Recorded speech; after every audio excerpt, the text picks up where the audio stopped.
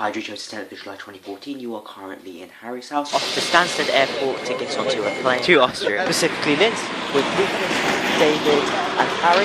And then when we came to Salzburg, we met up with Lucas's friend, Fleur. Then we strolled around the city, visiting Salzburg Cathedral where Mozart was baptized, and then visited Mozart's birthplace.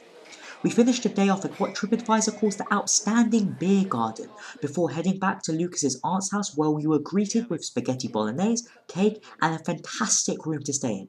I could not stress the hospitality shown by Lucas's two cousins and aunt. 11th of July 2014, we're still in Salzburg in front of a statue of Poseidon. After a wholesome breakfast, we walked around Salzburg once again.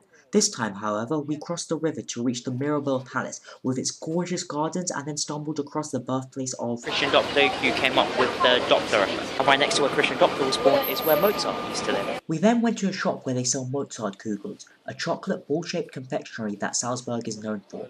Then, after a quick stop at Sigismund's Gate, we went to visit Mauthausen, a Nazi concentration camp. You read about these camps at school, imagining what it would be like and the terrors the prisoners went through. Visiting one in person, however, brings an extra dimension to this, making the place seem very somber, as if it sapped the energy right out of you, which makes it all the more remarkable when you learn that the prisoners had to carry 50 kilograms, so that's my body weight, running down these steps, barefoot, with basically no nutrition. I don't understand how they did it. That evening we went to Lucas's house in St. Polten, looked around a bit, ate dinner, and then we discussed British and European politics with some of Lucas's friends, which was pretty interesting since the general Austrian consensus is different to that of the British. We woke up fairly early the next day, met up with another of Lucas's friends, Thomas, and went to Melk Abbey, an abbey containing the bodies of several members of the House of Babenberg, Austria's first ruling dynasty. Following that we went to Dürnstein, bought some apricots, something the city is famous for, ate lunch at the Heurigen, a traditional home-run wine tavern where I put way too much horseradish on my ham, and then we climbed to the top of a hill in Dürnstein, where the castle rooms of where King Richard the Lionheart was held captive are located. Next up was St. Polten's Sand Tower, directly opposite the Lower Austria Parliament. Lucas threw a barbecue house party in the evening, and then we went to a local nightclub, audaciously named Le Boom. Hi, it's the 13th of July 2014. We are in St. Polten. We just looked around it. And then in the evening watched the World Cup final in the local pub. Just before bed, we found that Lucas had an old Game Boy and Pokemon games, which is pretty cool since I've never used one in my life previously. 14th of July 2014, you are back in Vienna, in the Parliament, this time though on a tour. I had already visited Vienna from the 4th to the 6th of July last year while interrailing with school friends, so I didn't really see anything new on the first day. The evening was spent discussing politics, philosophy and relationships at Lucas's friend Mariella's house, where we stayed the night. Lucas even gave us a logic task to decide who was going to sleep in a bed. 15th of July 2014, we are in Schönbrunn, the palace is in that direction. We were in the Tiergarten, the zoo, which is in that direction, and now we're in the maze. And I saw it first. At the zoo we saw a koala, pandas, hippopotami, a lion, a tiger, a jaguar, leopards, meerkats, as well as various monkeys and apes, followed by a showing of several sea lions being fed.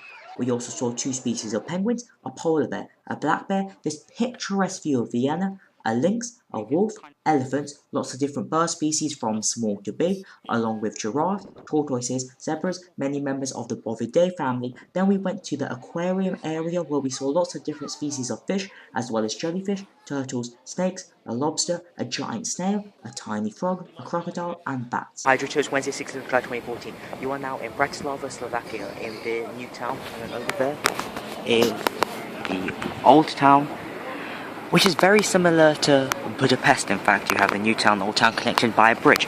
And then over there, in fact, if you can see, there are wind turbines on the right. I don't know how well the camera will pick it up, but that is technically Austria.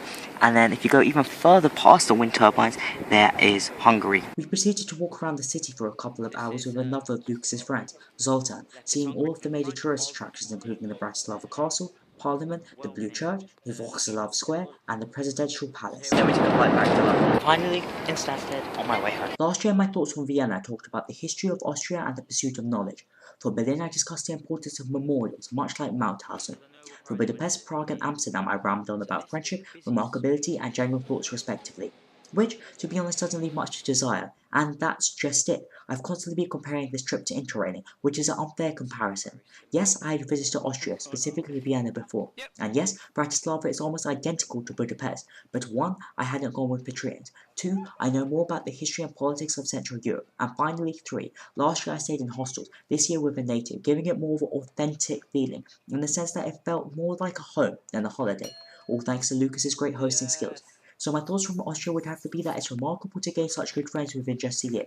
Next trip is to Croatia in a month. See you then for another Thoughts from Europe, Pedrito.